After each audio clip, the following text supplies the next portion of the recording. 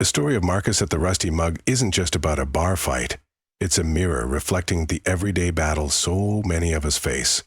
It reminds us that whether you're a decorated veteran, a tireless parent, a striving professional, or simply a human being seeking respect, the uniform of dignity is one we all wear. And sometimes, the most profound acts of courage aren't on a battlefield, but in the quiet strength to stand tall, to hold your ground, and to illuminate the path for others to find their own truth.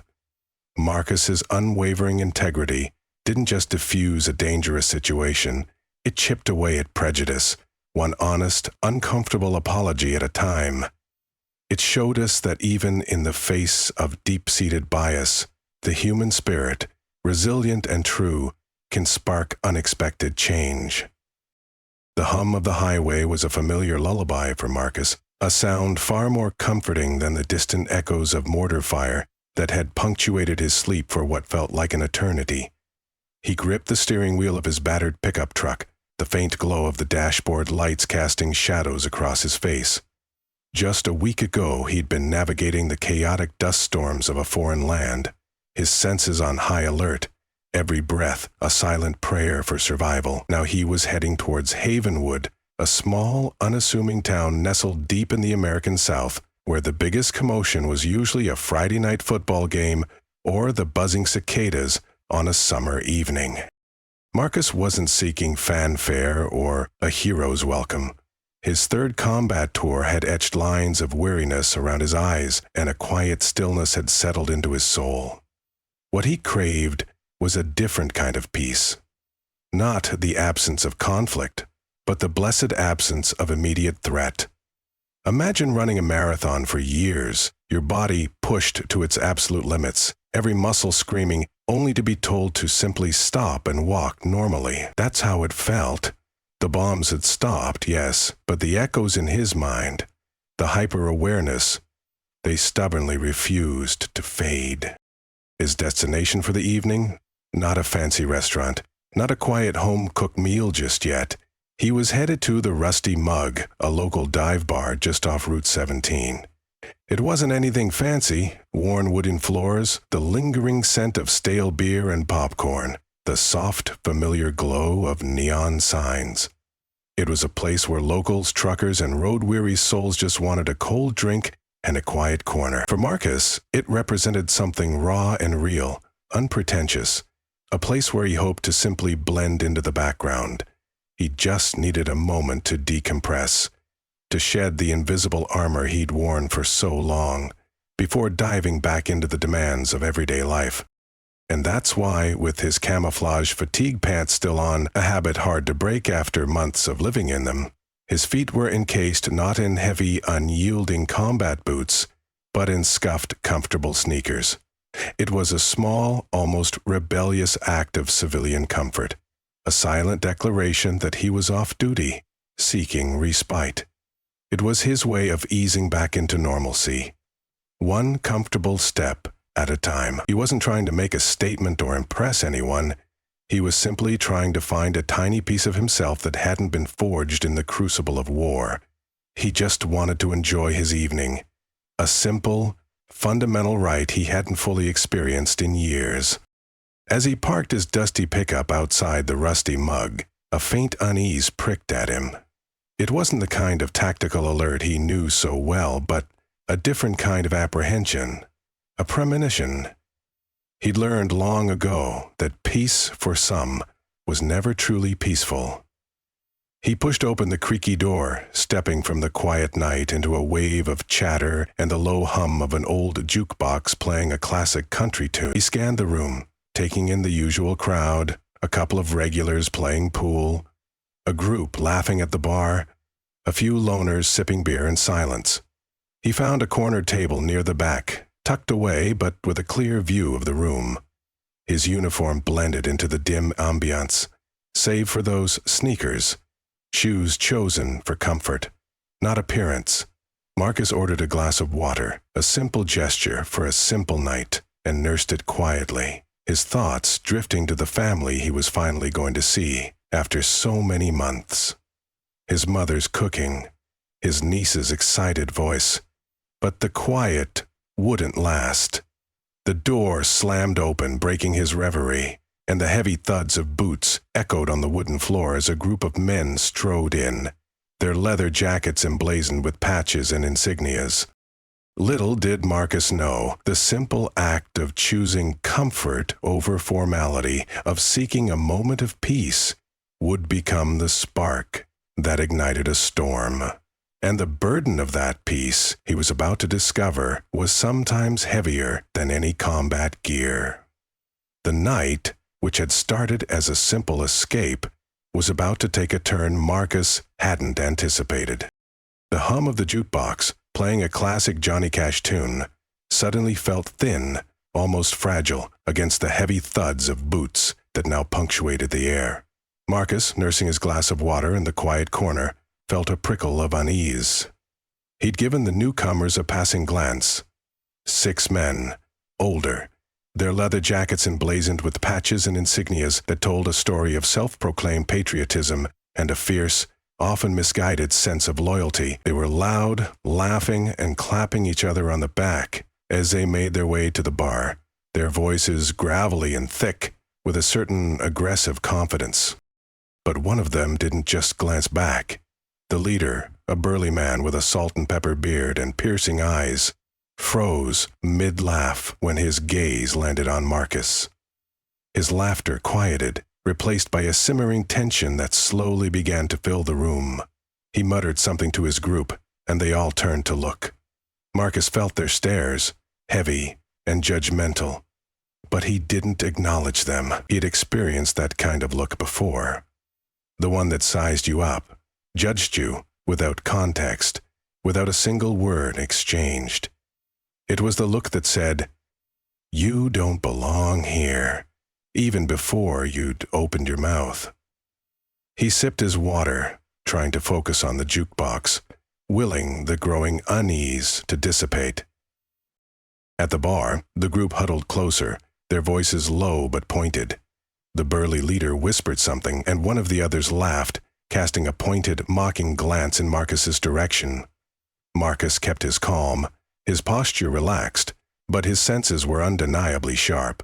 Years of service had taught him to stay composed under pressure, to assess a threat without betraying fear. Still, the weight of their stares, the low, pointed whispers, didn't go unnoticed. The initial peace he'd sought was already fraying at the edges. This wasn't just idle chatter. It was a prelude. Hank, as Marcus would later learn was the leader's name, harbored a specific brand of patriotism, and one that often manifested as suspicion and aggression towards anyone who didn't fit his narrow, self-righteous definition of American. He and his Sons of Liberty, a self-proclaimed patriotic motorcycle club more known for their aggressive posturing and thinly veiled bigotry than actual civic duty, saw themselves as the guardians of tradition, the arbiters of who was real and who was fake. And in Marcus, a young black man in military fatigues but wearing sneakers, they saw a challenge to their outdated, prejudiced worldview. The hum of the jukebox was soon drowned out by the heavy thuds of boots as the group of men, led by Hank, made their way directly toward Marcus's table. His eyes were locked on Marcus like a hawk sizing up its prey. Marcus felt the shift in energy in the room even before they reached him. The casual chatter ceased. The bartender paused mid-pour, and the regulars glanced at the group with wary eyes. Marcus set his glass down, leaning back slightly, his calm demeanor masking the alertness that had settled into his muscles. "Hey!" Hank barked, stopping just a few feet from Marcus. His voice was rough, gravelly, and laced with an edge of pure disdain. "Nice uniform you got there. Where'd you get it? A Halloween store?" The men behind him chuckled, their laughter thick with mockery. Marcus looked up, his expression steady. He'd heard worse, much worse, in places far more dangerous.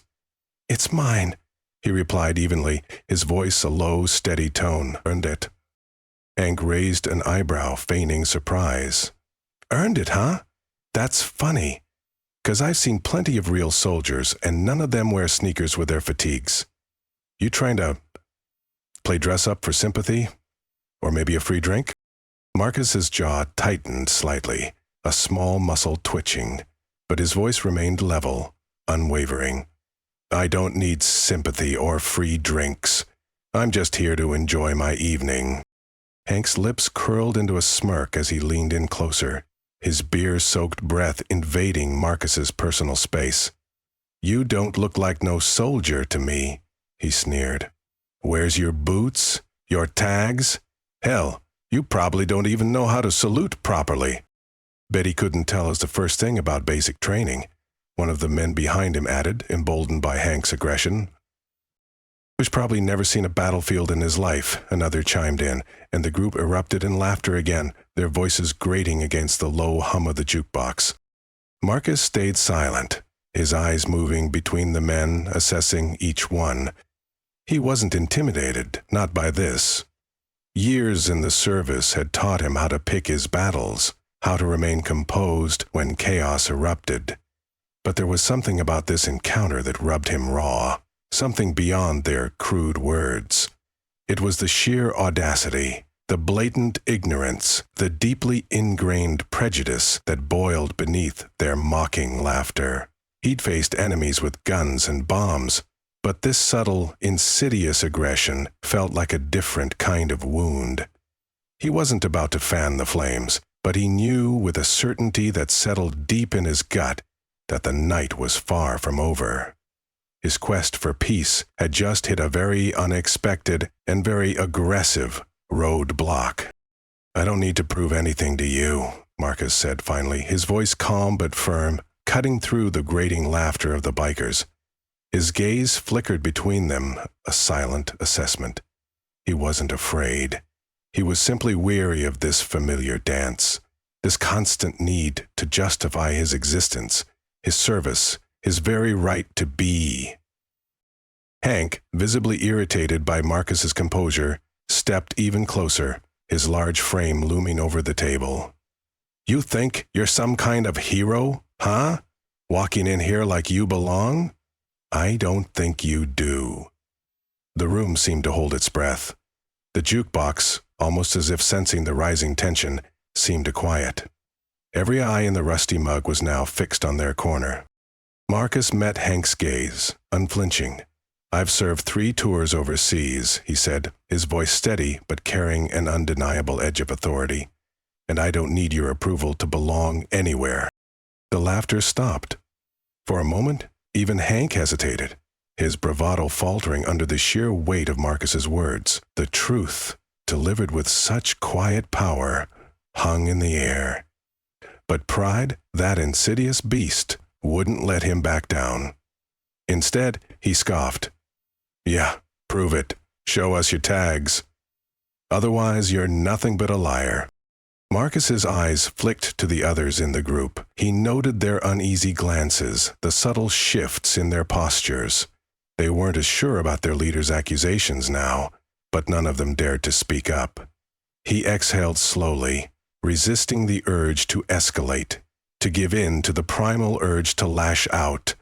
I don't owe you proof, he said, his voice dropping slightly.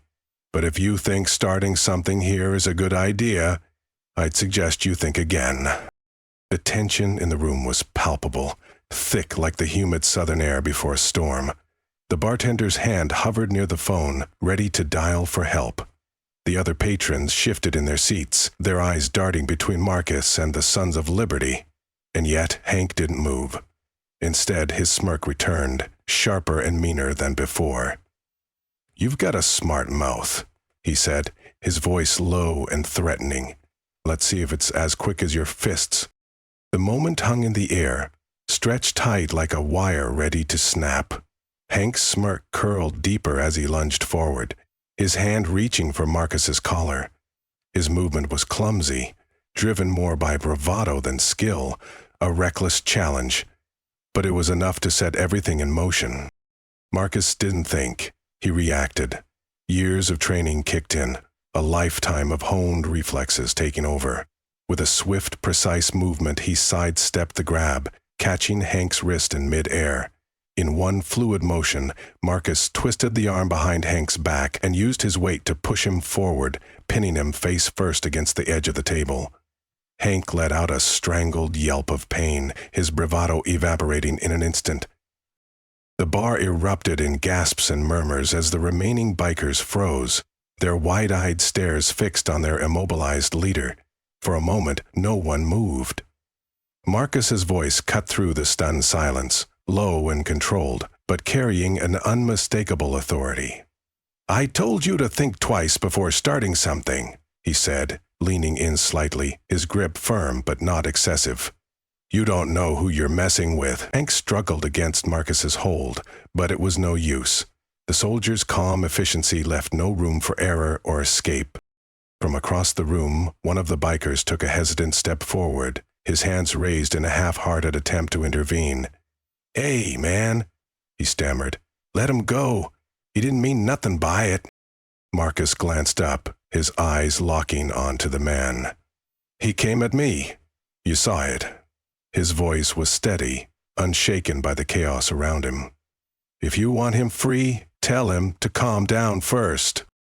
The bartender, who had been silently watching with the phone in hand, finally spoke up, her voice trembling slightly.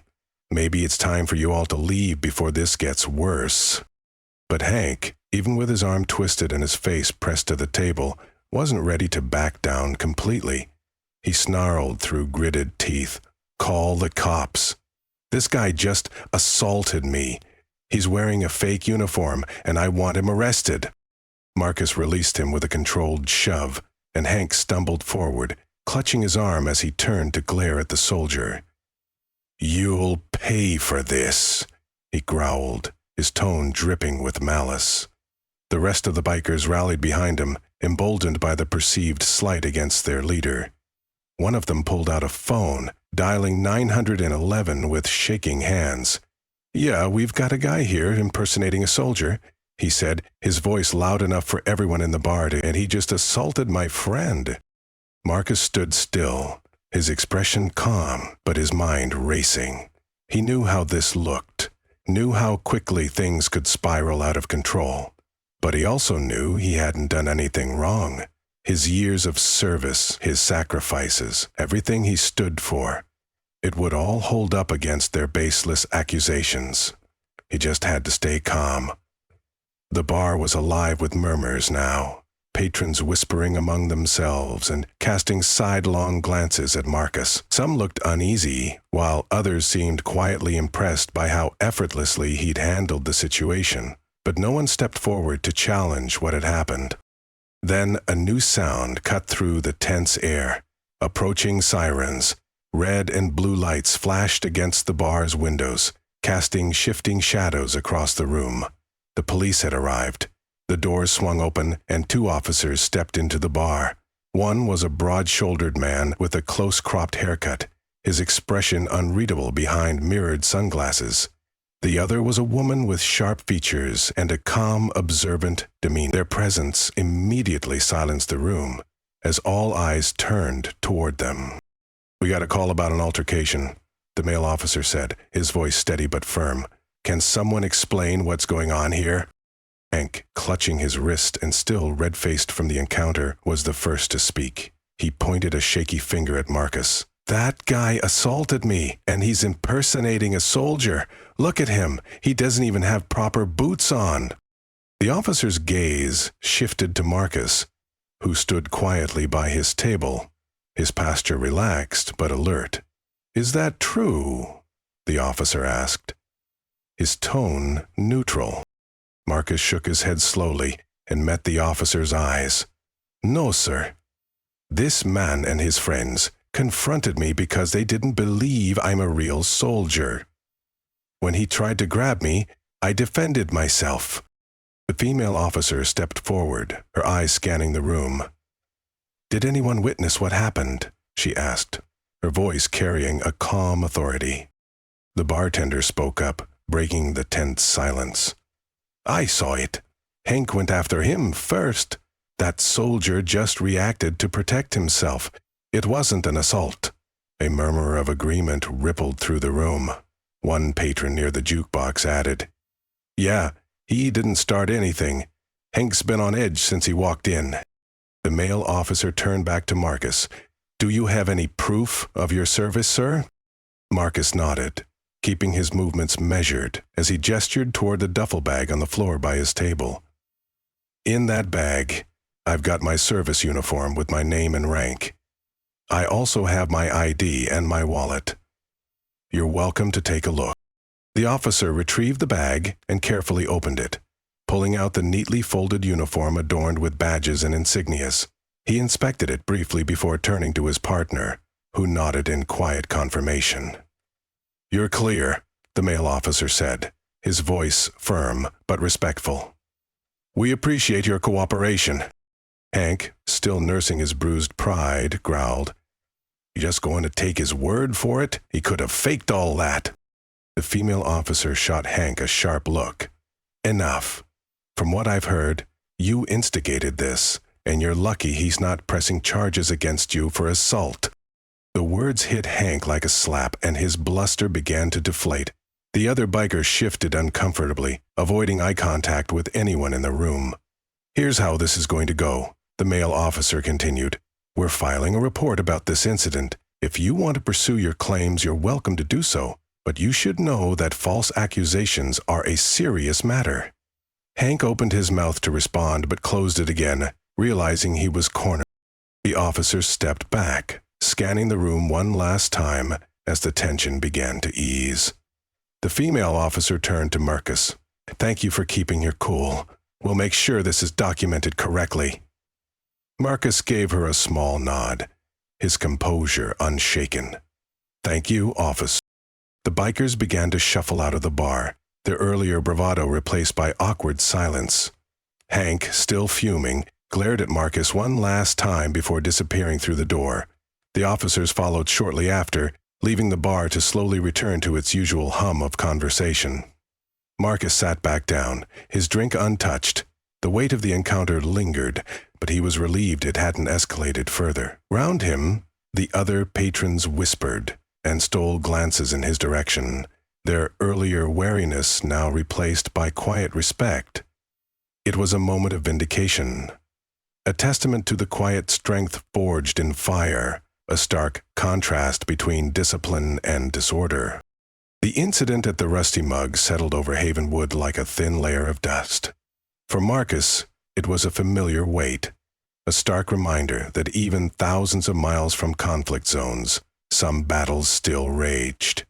He tried to shake it off, to sink back into the quiet routine he craved. He spent the next few days reconnecting with his family, savoring his mother's home cooking, the familiar comfort of his old bedroom. But still, the scene replayed in his mind. Hank's sneer, the biker's false accusations, the immediate assumption of guilt simply because of his skin and his shoes. It wasn't just about disrespect.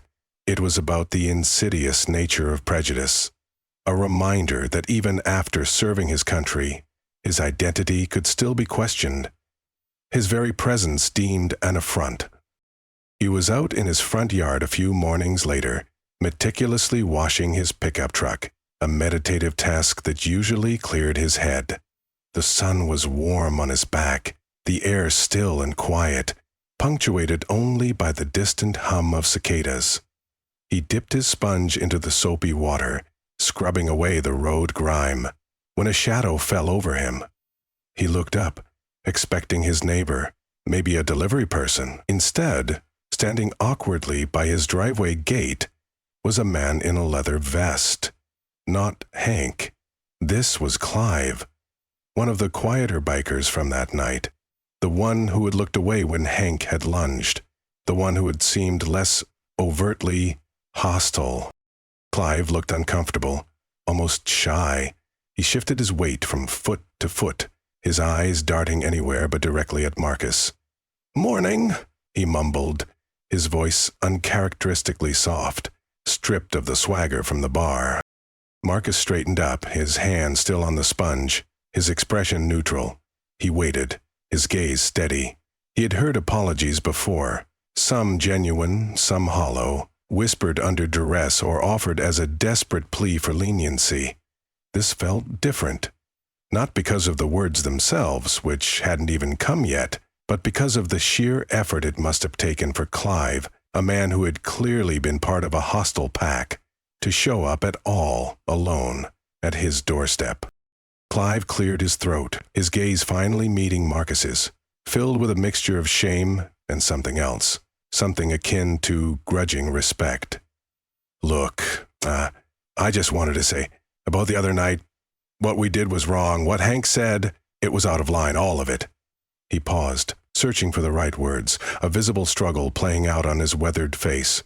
I got caught up. Didn't think. It was stupid, we were wrong, and I'm sorry." The words hung in the air, simple, unadorned, and starkly honest. Marcus's expression softened, almost imperceptibly. He saw the genuine remorse in Clive's eyes, the struggle it took for him to own up to his part in the collective ugliness. This wasn't a tactical retreat or a legal maneuver. This was a man confronting his own conscience, however belatedly. "I appreciate you coming here, Clive," Marcus said, his voice quiet, devoid of anger or triumph. He dried his hand slowly on a rag, giving Clive space. "It doesn't erase what happened, but it's a start." Clive nodded, relief washing over his face, a silent acknowledgement of the weight lifted. "Thanks, man," he managed, a genuine if still tentative smile touching his lips. "I mean it. What you did, how you handled it. It made me think about a lot of things.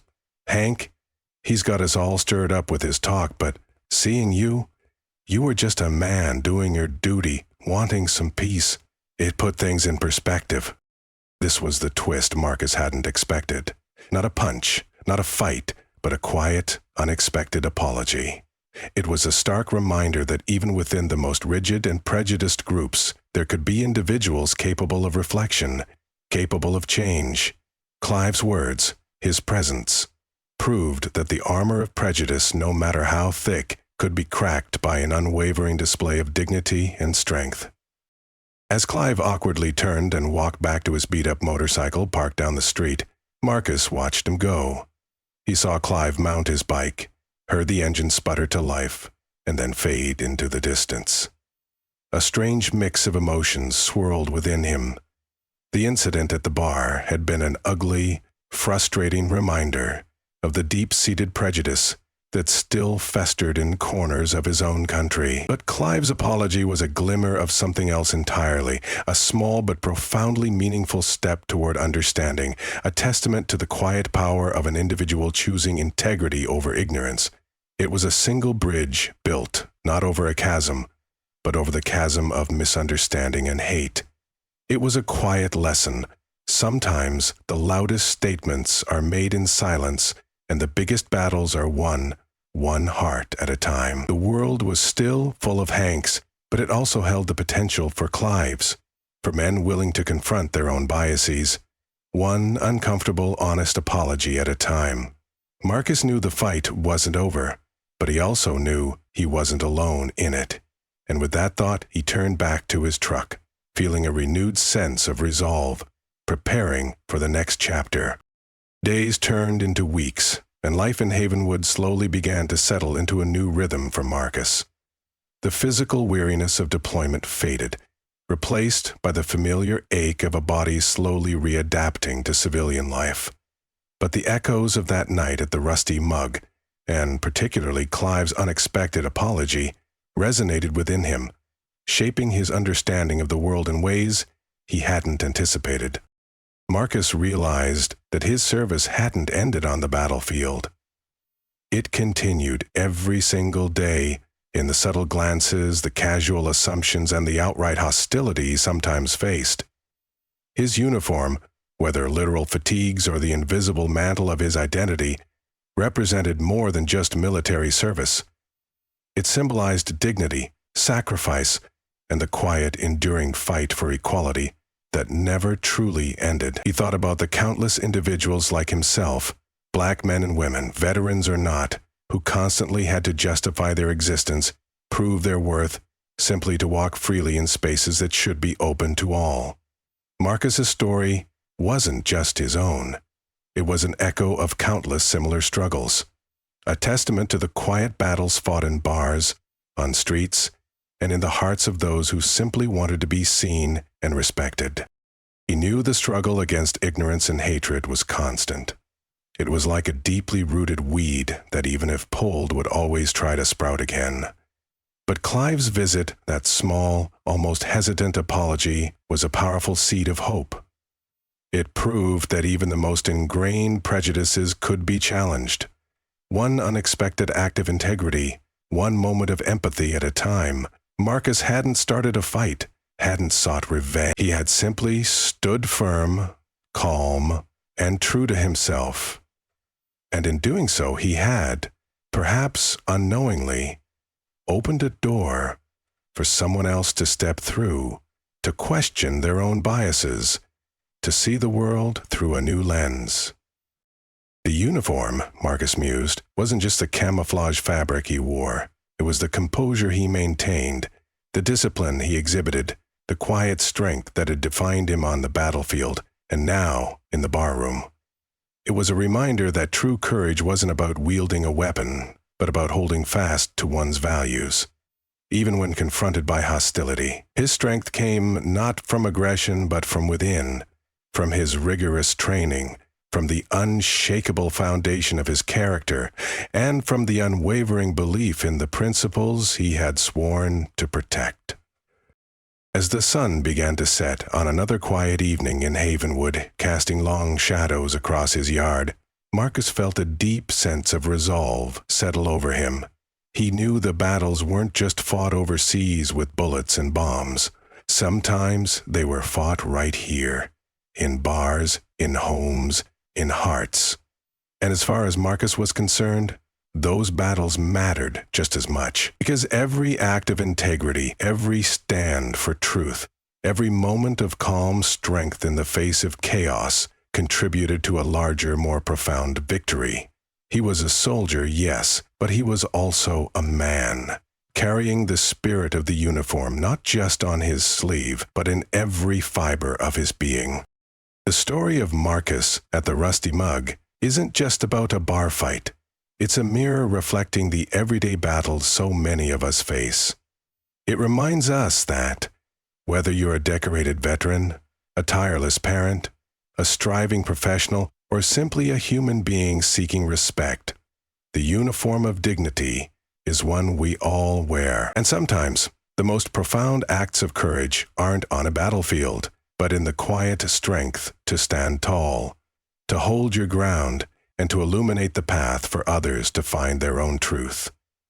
Marcus's unwavering integrity didn't just diffuse a dangerous situation, it chipped away at prejudice, one honest, uncomfortable apology at a time. It showed us that even in the face of deep-seated bias, the human spirit, resilient and true, can spark unexpected change. If Marcus's story resonated with you, if you've ever felt the weight of judgment or found strength in your own quiet fight, hit that like button, share this video with someone who needs to hear it, because we believe these stories of resilience, especially from the Black community, need to be amplified. And don't forget to subscribe and hit the notification bell so you don't miss our next deep dive into incredible true stories that will inspire, challenge, and connect us all.